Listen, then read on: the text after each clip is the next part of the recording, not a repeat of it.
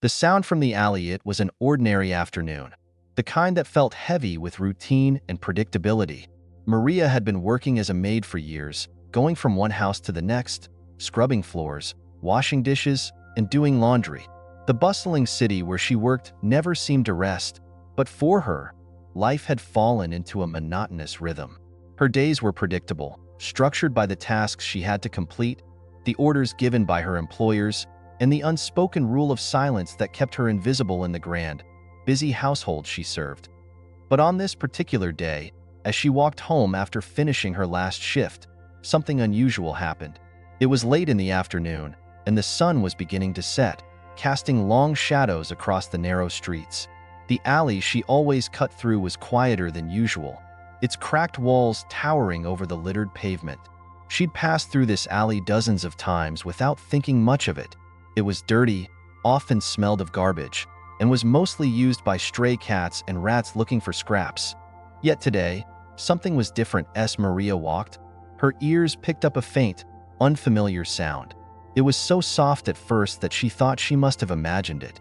She paused, standing still amidst the lingering smell of rot and the rustling of leaves in the wind. Her heart pounded faster, though she didn't know why. The alley was always eerie in its own way, but today, it felt different, almost alive. The sound came again, a weak, high-pitched cry. It was the kind of sound that sent chills down her spine, as if the air itself had grown colder in response.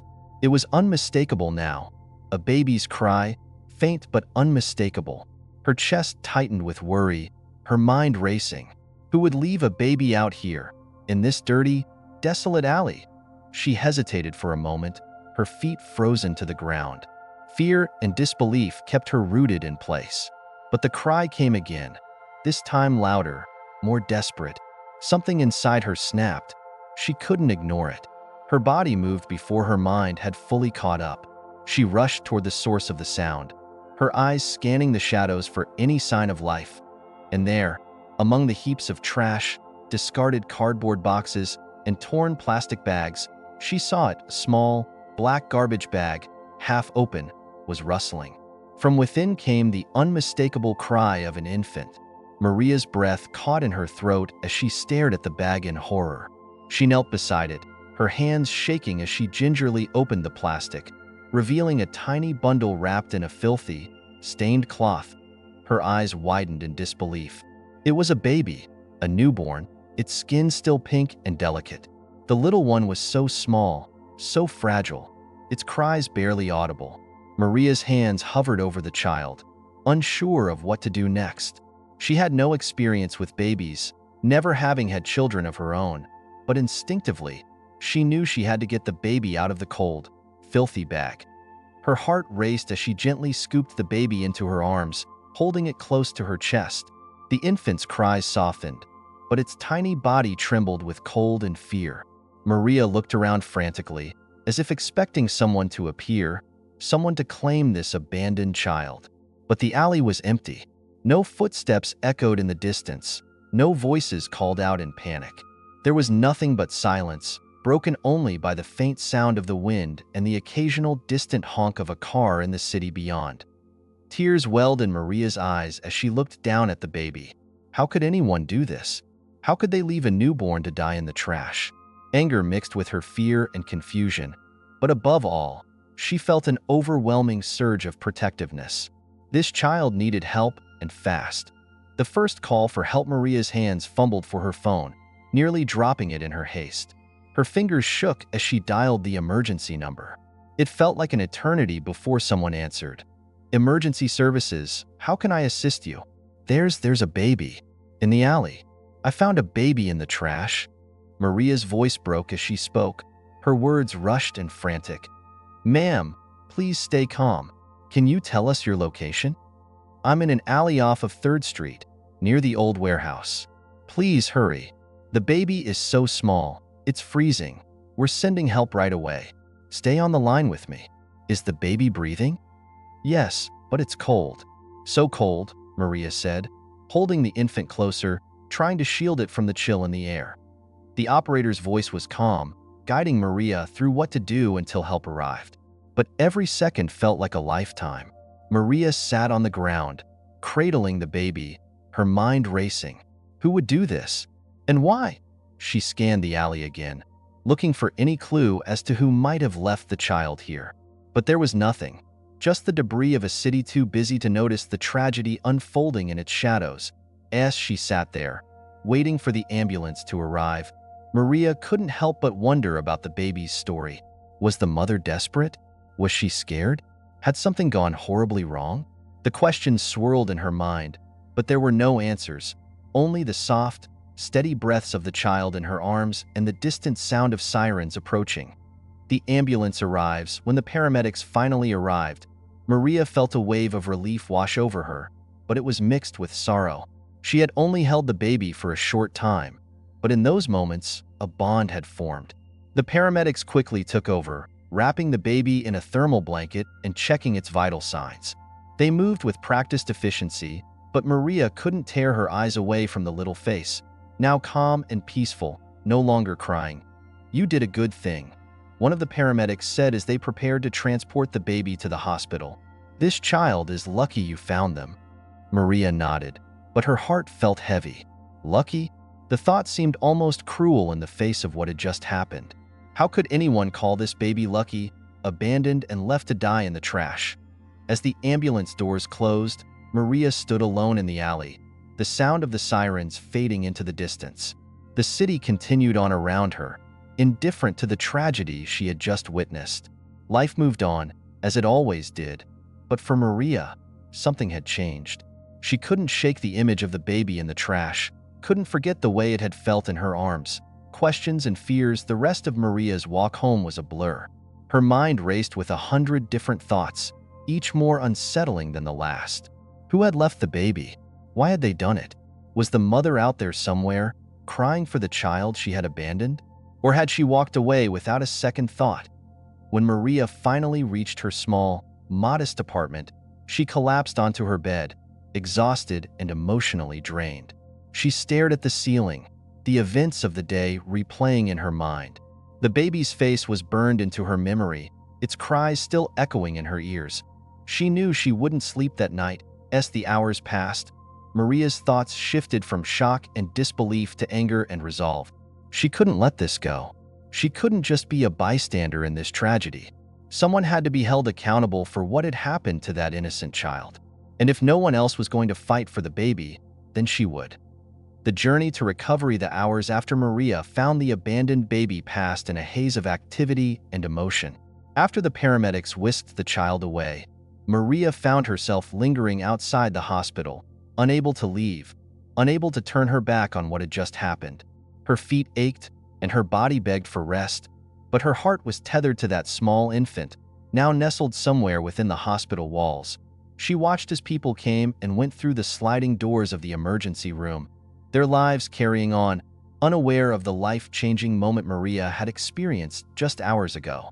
Each passing minute felt like an eternity, and the unanswered questions gnawed at her soul. Who had abandoned the baby? Was the child going to be all right? Could the doctors save this fragile little life? These thoughts kept her rooted in place, unable to move. Finally, as the sky began to turn from deep blue to the early hues of dawn, a nurse stepped outside, her expression a mixture of fatigue and relief. "The baby is stable now," she told Maria, her voice soft but professional. "He's safe. It's a boy." Maria's heart swelled with both joy and sorrow. A boy. For some reason, knowing the baby's gender made it all the more real. She felt a strange connection, as if in those few moments when she had cradled him in her arms, she had become more than just a passerby in his story. She had become a protector, a guardian. "Will he be all right?" Maria asked, her voice small, almost afraid of the answer. The nurse nodded. "He's a little weak, but we're optimistic. With proper care, he should recover fully. He'll need to stay here for observation for a few days, but he's going to make it." Maria let out a breath she hadn't realized she was holding. Relief washed over her, but with it came a wave of exhaustion. Her body finally felt the weight of the day, her legs trembling as the adrenaline faded. "Do you know what will happen to him?"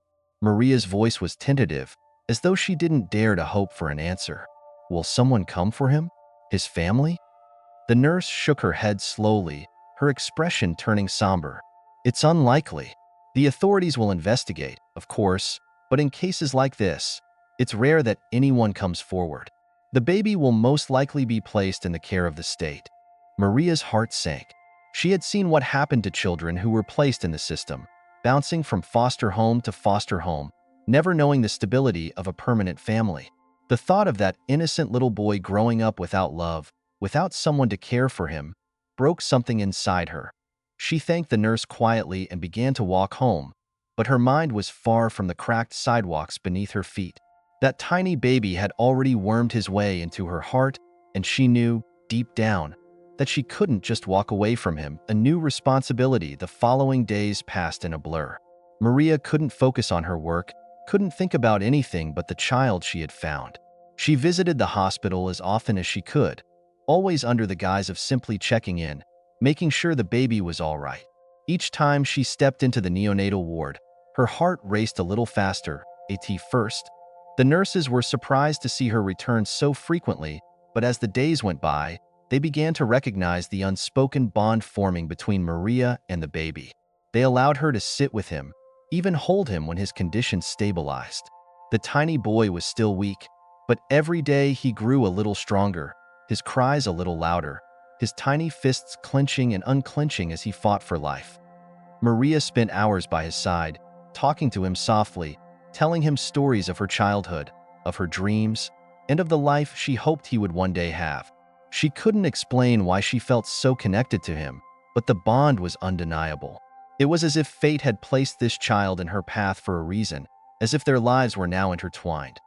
The baby, now affectionately called Santiago by the hospital staff, named after the street where Maria had found him, seemed to recognize her voice. He would calm when she spoke, his tiny face relaxing as if he understood that she was there to protect him. The more time Maria spent with Santiago, the more she felt a sense of purpose that she hadn't known before. Her life, once filled with the monotony of cleaning houses and serving others, now had meaning. She wasn't just a maid anymore. She was a caretaker, a guardian of this small life. But with that sense of purpose came a new kind of fear. What would happen when the authorities stepped in? What if Santiago was taken away from her, placed in a foster home where he would be just another child in the system? The thought kept Maria awake at night, her mind racing with worry. The decision. It wasn't long before the social workers arrived to assess Santiago's case. They were kind but efficient, their questions clinical and detached. They spoke of procedures and regulations, of placing Santiago in a temporary home while they searched for any surviving relatives. Maria listened, her heart sinking with every word. The bureaucracy felt cold and distant, indifferent to the emotional bond that had already formed between her and the baby. After the meeting with the social workers, Maria found herself standing outside the hospital once again, the weight of her decision pressing down on her. She knew that if she didn't act, Santiago would be lost to the system, and the thought of never seeing him again was unbearable. That night, Maria sat in her small apartment, the walls closing in around her as she contemplated her next move. She didn't have much. Her job as a maid barely paid enough to cover her rent and basic needs. But she had love. And wasn't that the most important thing? She thought back to her own childhood, growing up in a small village with nothing but the love of her parents to sustain her. They had been poor, poorer than she was now, but they had given her everything they could. And because of that, Maria had never felt lacking in anything. She knew that love was more powerful than money, more essential than material wealth. Her mind was made up. She would fight for Santiago. No matter what it took, no matter how difficult it would be, she would make sure that he had a chance to grow up in a home filled with love. She couldn't turn her back on him, not after everything they had been through together. A new beginning. The process of applying for temporary custody of Santiago was more complicated than Maria had anticipated. There were forms to fill out, interviews to attend, and background checks to pass. At every turn, Maria felt the weight of her decision. The system was designed to protect children, but it often felt like it was working against her. She was just a maid, after all. She had no formal education, no steady income, and no family support. On paper, she was hardly an ideal candidate for foster care. But Maria had something that couldn't be measured in forms or interviews: determination. Every day after work, she would visit the hospital, sitting by Santiago's side and telling him stories of the life they would have together. She talked about the small apartment they would share, the parks they would visit, the simple but happy life she would provide for him. She imagined teaching him how to walk, how to read, how to dream. The nurses began to notice the change in Maria. She wasn't just a visitor anymore. She was becoming Santiago's mother in every way that mattered. The bond between them was undeniable, and even the social workers couldn't ignore it. Days turned into weeks, and finally, the day came when Maria was granted temporary custody of Santiago. The social workers still had to investigate further to ensure that Maria could provide a safe and stable home, but for now, the baby boy was officially in her care. Maria held Santiago in her arms as they left the hospital, her heart pounding with a mixture of joy and fear. This was the moment she had fought for, the moment she had dreamed of. But now, the real challenge lay ahead. How would she provide for him? How would she balance her work with caring for a baby? The questions loomed large, but Maria pushed them aside for now. She had made a promise to Santiago, and she would keep it as they stepped into the bright sunlight outside the hospital. Santiago stirred in her arms, his tiny fingers gripping the fabric of her shirt. Maria looked down at him, her heart swelling with love. "You're safe now," she whispered. "I'll take care of you." The struggles of parenthood life as a new mother was harder than Maria had imagined. She quickly realized that balancing her job and taking care of a newborn was no easy feat. Santiago required constant attention, waking up in the middle of the night with cries that echoed through the thin walls of her apartment. Maria was exhausted, her body aching from sleepless nights and long days spent working. But despite the exhaustion, there was a deep sense of fulfillment that carried Maria through the hardest moments. Every time she looked into Santiago's eyes, she knew that she had made the right decision. He was her son now, in every way that mattered, and she would do whatever it took to give him the life he deserved. Her employer, a wealthy woman with little patience for excuses, was not pleased when Maria had to take time off to care for Santiago. The threat of losing her job loomed over Maria constantly, but she pressed on, determined to make it work. Santiago grew stronger with each passing day. His once weak cries turned into healthy, joyful gurgles, and his tiny body filled out, no longer fragile and frail. Every milestone felt like a victory: his first smile, his first laugh, the first time he reached out and grabbed Maria's finger with surprising strength. Each of these moments was a reminder to Maria of why she had fought so hard for him. Santiago had brought a new kind of joy into her life, one that she hadn't known before. The challenges were many, but the love between them was enough to overcome them all. The stranger's arrival was a hot afternoon, the kind where the sun seemed to hang lazily in the sky, casting long shadows and bathing everything in a golden glow. The village where Maria and Santiago lived had settled into a sleepy rhythm, the midday heat driving most people indoors. Children who usually played in the dusty streets were now hidden away in the cool shade of their homes, and the only sound was the distant hum of cicadas, buzzing in the thick air. Maria sat on the small porch of her modest house, rocking Santiago in her arms. He was no longer the frail, helpless baby she had once found abandoned in a trash can. Now, he was a lively boy of 6, with dark curls that framed his round face and wide, curious eyes that seemed to absorb everything around him. Santiago was the center of Maria's world, her joy and her strength. Though their lives were simple and often marked by struggle, they were happy. The villagers had come to know and love Santiago, but few knew the full story of his origins. To them, he was simply Maria's boy, and she let them believe that. The years had passed quietly, without much change, as Maria worked hard to provide for Santiago, while raising him with as much love and care as she could muster. He was a bright child, always asking questions, always exploring. His favorite place to play was the small field behind their house, where he would spend hours chasing butterflies or pretending to be a great explorer. But as the weeks passed, Maria began to notice something strange. The village had an air of calm predictability, where everyone knew everyone else, and change rarely came. Yet recently, she had seen a new face in town. an unfamiliar man who seemed to be watching her and Santiago from a distance. At first, Maria dismissed it. After all, people passed through the village occasionally, merchants or travelers on their way to bigger towns. But there was something about this man, something unsettling. He wasn't like the usual visitors. He was tall, with a sharp, angular face, always dressed in a dark suit that seemed out of place in the dusty village streets. His clothes were too neat, too polished, and he carried himself with a confidence that made him stand out. He didn't belong here, that much was clear. But what unsettled Maria most was the way his eyes followed Santiago. Whenever they were in the village square, she would catch the man's gaze lingering on the boy, his expression unreadable, his presence both distant and looming. Maria couldn't shake the feeling that something was wrong. Her instincts, the same ones that had driven her to rescue Santiago all those years ago, were flaring up again.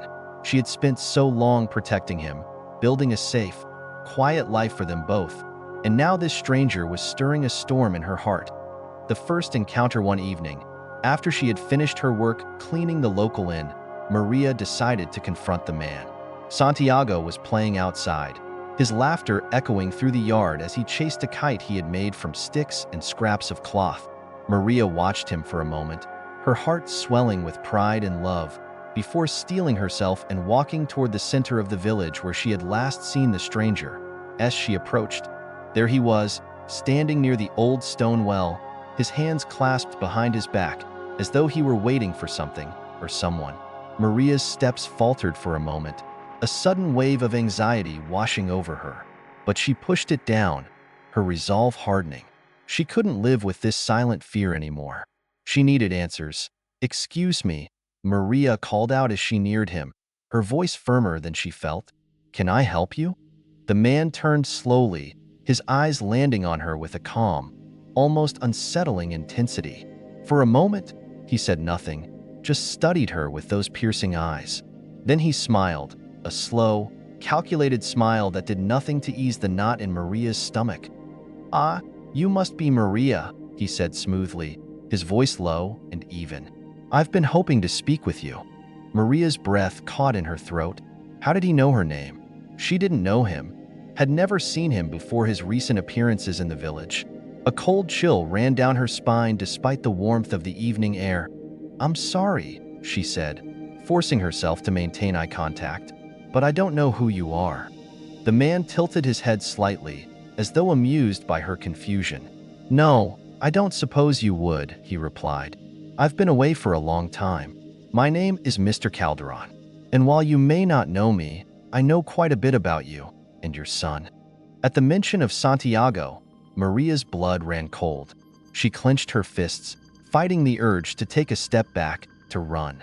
Every instinct screamed at her to protect Santiago, to put as much distance between him and this man as possible. But she stood her ground, her heart pounding in her chest. "What do you want with my son?" she demanded, her voice sharper now, laced with fear and anger. Calderon's smile faded, replaced by a more serious expression. He took a step closer, though still keeping a respectful distance.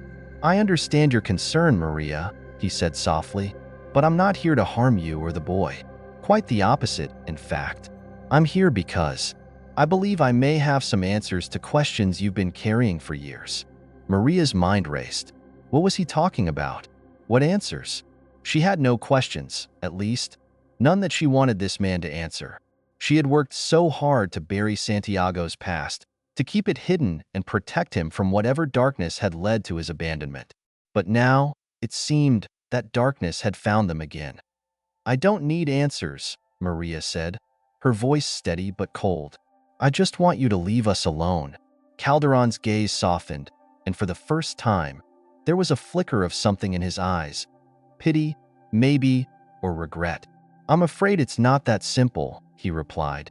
"There are things about Santiago that you don't know. Things that could affect his future. Your future." Maria's stomach twisted with unease. What did he mean? What could he possibly know about Santiago that she didn't? She had raised the boy from infancy, cared for him, loved him. No one knew him better than she did. But Calderon's words lingered in her mind like a poison. What if there was more to Santiago's story? What if there were secrets buried in his past that she had been too afraid to uncover? "I don't trust you," Maria said bluntly, her eyes narrowing as she crossed her arms over her chest. Calderon nodded slowly, as though he had expected her response. "I understand," he said, "but trust or not, I'm here for a reason. If you won't listen to me now, then I'll leave. But I'll be back. Santiago's future is at stake, and whether you like it or not, you're going to need my help." With that, Calderon turned and walked away, his footsteps echoing down the quiet street. Maria stood frozen in place, her mind spinning, her heart racing. She wanted to chase after him, to demand more answers, but at the same time, she wanted nothing more than to grab Santiago and run as far away from this strange man as possible. But deep down, Maria knew that she couldn't run from this. Whoever Calderon was, whatever he knew, it was something she would eventually have to face. Unease settles, and over the next few days, Maria's unease only grew. Calderon had vanished as suddenly as he had appeared, and though she hadn't seen him again, she felt his presence lingering like a shadow. Every time she looked at Santiago, playing happily in the yard or sitting at the small kitchen table with his homework, the fear gnawed at her insides. What did Calderon know? What secrets was he hiding? She tried to push the thoughts away, to focus on her daily routine, but it was impossible. Every time she saw Santiago smile, every time he asked her a question in that sweet, curious voice of his, Maria felt the weight of Calderon's words pressing down on her.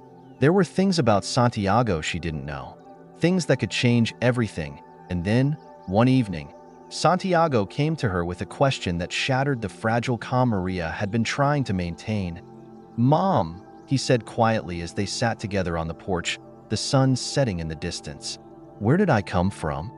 Maria's heart stopped.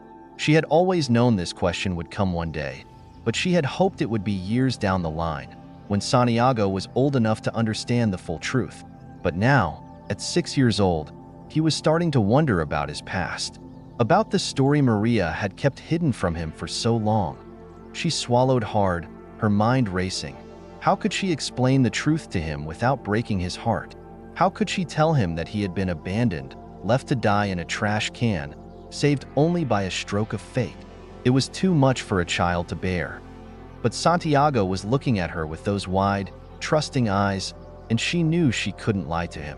Not completely, at least. "You came to me in a special way," Maria began carefully, choosing her words with the utmost caution. "I found you when you were just a baby, and from that moment on, I knew I was meant to be your mother." Santiago tilted his head, his expression thoughtful. "But who was my other mommy?" The question hit Maria like a punch to the gut. She had never spoken of Santiago's biological mother, had never wanted to. To her, that woman was a ghost, a shadow from a past Maria had worked so hard to leave behind.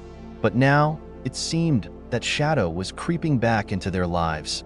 "I don't know," Maria said honestly, her voice soft. "But you don't need to worry about that. I'm your mommy, and I always will be." Santiago smiled at that, his worries seemingly put to rest for the moment. But Maria knew it was only a matter of time before the questions returned, before Calderon returned, and when he did, Maria would be ready, or so she hoped. The revelation, the days following Mr. Calderon's cryptic warning, were filled with a heavy sense of foreboding. Maria couldn't shake the feeling that something terrible was approaching, something she was powerless to stop. Every moment felt like the calm before a storm, as if the world around her was holding its breath, waiting for the inevitable collision between her past, her present, and Santiago's uncertain future. Maria had always been strong, resilient in the face of adversity, but this was different. Calderon's words had pierced her heart, unraveling years of carefully constructed peace. Santiago was her son, hers alone, and yet Calderon's presence made it clear that there were forces at play far beyond her control. What could he possibly know about Santiago? What secret lay hidden in the boy's past? One evening, as the sky burned orange and the last rays of the setting sun cast long shadows across the village, Maria found herself alone in the kitchen. Santiago was out back, playing in the field as he often did, his laughter a distant melody in the fading light. But despite the familiar sounds of his joy, Maria couldn't shake the knot of dread tightening in her chest. She was preparing dinner, her hands moving automatically as her mind spiraled with worry. Would Calderon come back? And if he did, what would he want?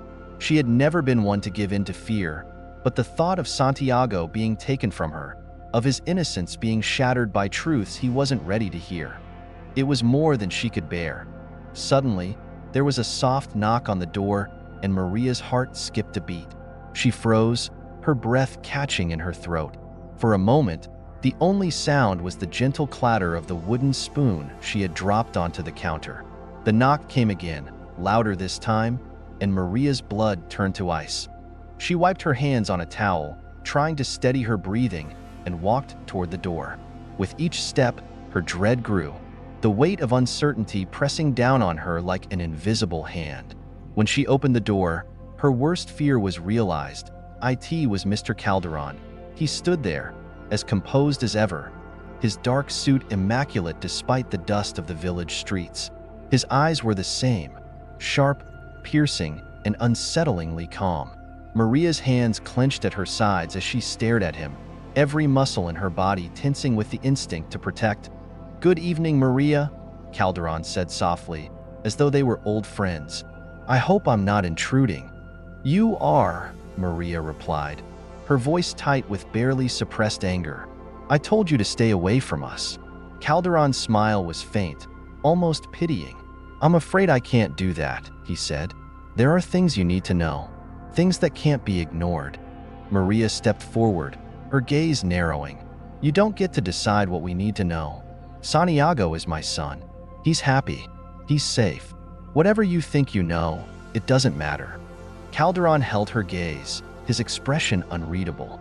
"I wish that were true," he said quietly. "But there are forces at work here, Maria.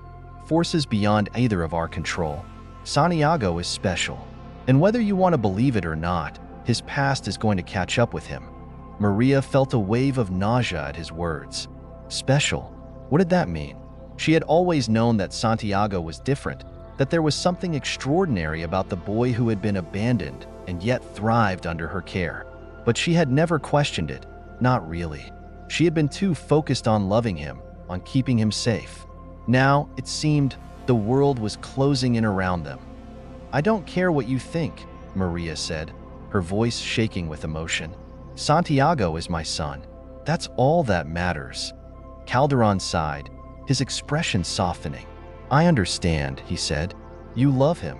You've raised him as your own, and for that, I admire you.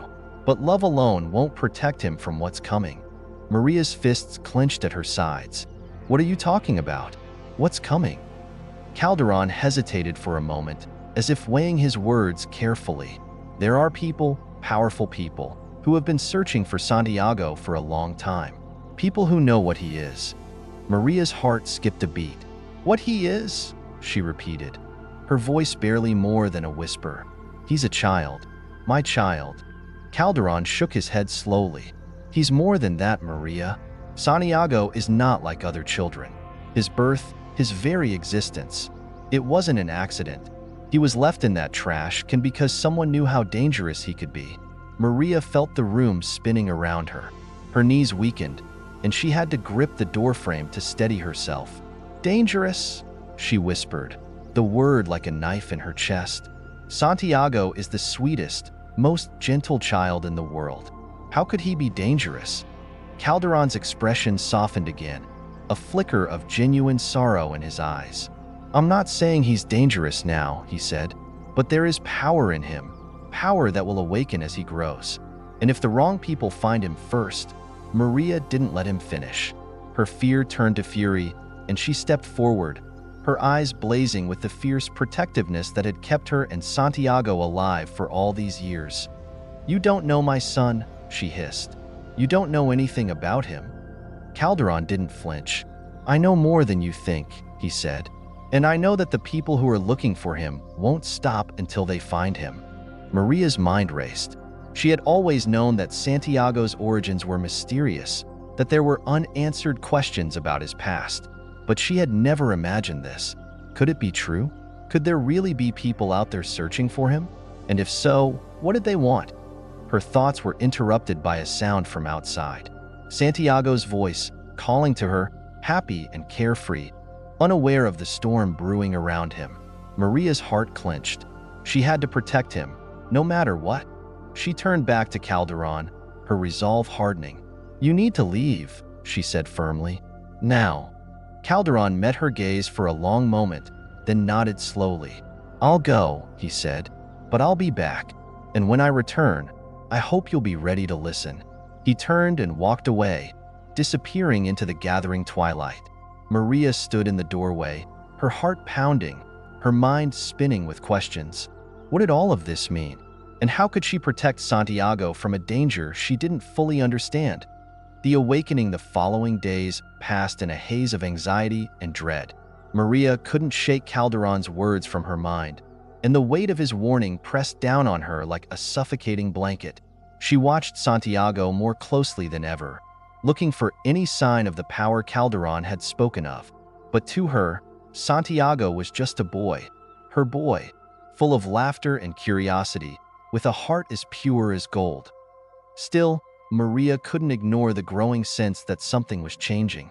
Santiago had always been a bright child, but lately, there was a sharpness to his mind that seemed beyond his years. He asked questions that were far too complex for a child his age, and sometimes, when he focused intently on something, strange things would happen. It started small. A cup would move slightly on the table without being touched, or a toy would roll across the floor as if pushed by an invisible hand. Maria tried to tell herself it was nothing, just her imagination, or perhaps the natural curiosity of a child. But deep down, she knew better. One afternoon, while Santiago was playing in the yard, Maria watched him from the kitchen window. He was chasing butterflies, his laughter filling the air, when suddenly, he stopped, his gaze fixed on a small flower growing near the fence, and Maria could see the concentration on his face. And then, it happened. The flower trembled, as if caught in a breeze, but the air was still. Slowly, almost imperceptibly, the flower began to grow, its stem elongating, its petals unfurling in full bloom before Maria's astonished eyes. She gasped, her hand flying to her mouth. It wasn't possible. It couldn't be real. But there it was, undeniable and unmistakable. Santiago had done something that defied explanation. Her heart raced as a wave of panic crashed over her. Calderon had been right. Santiago was different. There was a power inside him, a power that was awakening. And if Maria didn't find a way to control it, to protect him from it, who knew what could happen? That evening, after Santiago had gone to bed, Maria sat alone at the kitchen table, her mind swirling with fear and confusion. What was she supposed to do? How could she protect Santiago from something she didn't understand? Her thoughts were interrupted by another knock at the door. Maria's heart skipped a beat.